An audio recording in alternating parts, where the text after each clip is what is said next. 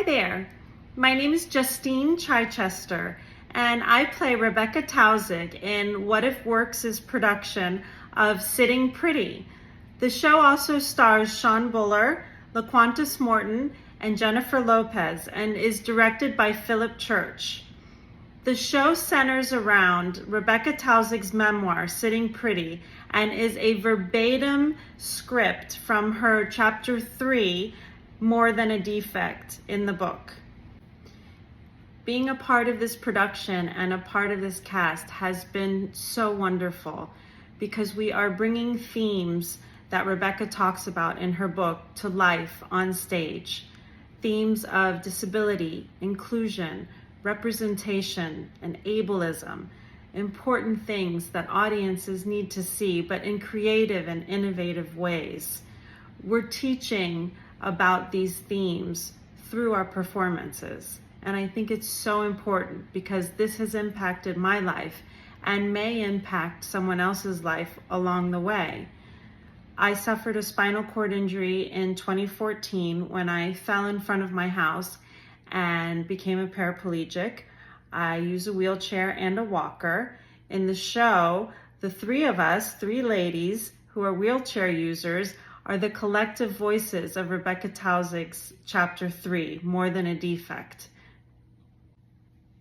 The show was incredibly challenging for me because I have the bulk of the dialogue. I basically have an hour and 20-minute monologue. I'm the one who speaks for the majority of the show. So just knowing that I had to memorize all of those lines was challenging. But once I sort of found the motivation behind the scenes and what she was trying to portray, it became a lot easier. Once we started rehearsals, there was a new challenge that was presented to me, which was I had to be on stage in my wheelchair. Before this, I was an able-bodied actress. I have my BFA from FIU. I studied theater at FIU in the 90s. Philip Church, our director for this show, was one of my professors and one of my directors at the time. So I was used to using my body on stage and being on my feet. And this was the first time that I was acting from my wheelchair. This is the first time I have done any acting living with a disability. So I didn't realize it, but once we started rehearsals and I was on stage trying to say lines, and it was a whole new experience, and I had to sort of relearn how to express myself as an actress in the character, not to use my hands too much. I know that became a thing. So it definitely posed a physical challenge. It was emotional for me as well. I couldn't act in the way that I used to, but I found new ways of expressing myself, which was really, really interesting. So the challenges were difficult, but I definitely overcame them, and it was so worthwhile. I think that audiences can expect from our production of Sitting Pretty an experience that is thought-provoking, interesting, and also kind of funny along the way. And the best part is that you're a part of the experience, which makes it even more interesting. And you take something with you along the way about living with disabilities and about inclusion and what ableism really means. And the fact that it is so interactive makes it all the more meaningful, I think. So it's a wonderful experience for audiences and for actors. We've had the best time putting the show together and learning from each other and from Rebecca Tausig, the author of Sitting Pretty.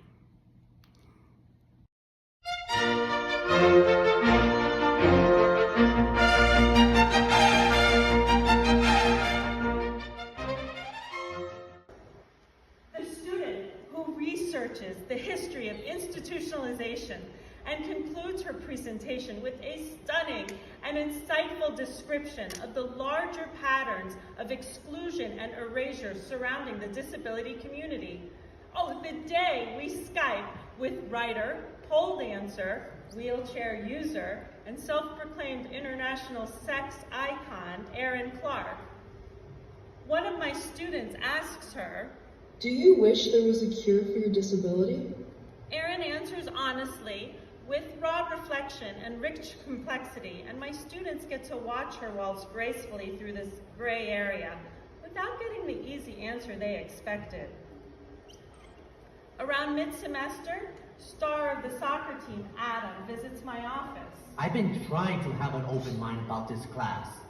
He starts, But I just can't bring myself to care about anything that we're reading or talking about. I mean, none of this has anything to do with me or would ever matter to me. I don't know what expression I make with my face or how long I wait before I speak. I'm not surprised he feels this way. He's made his position clear in every conversation and every assignment. I'm just shocked he has no shame in saying it. To my face. When I started teaching this class months before, I'd been fully convinced I was about to teach these kids some of the most valuable, some distance, ready to try something new. But a couple of weeks ago, in my 9th grade English class, it started to feel like the medical and social models of disability were relevant to a book we were working through.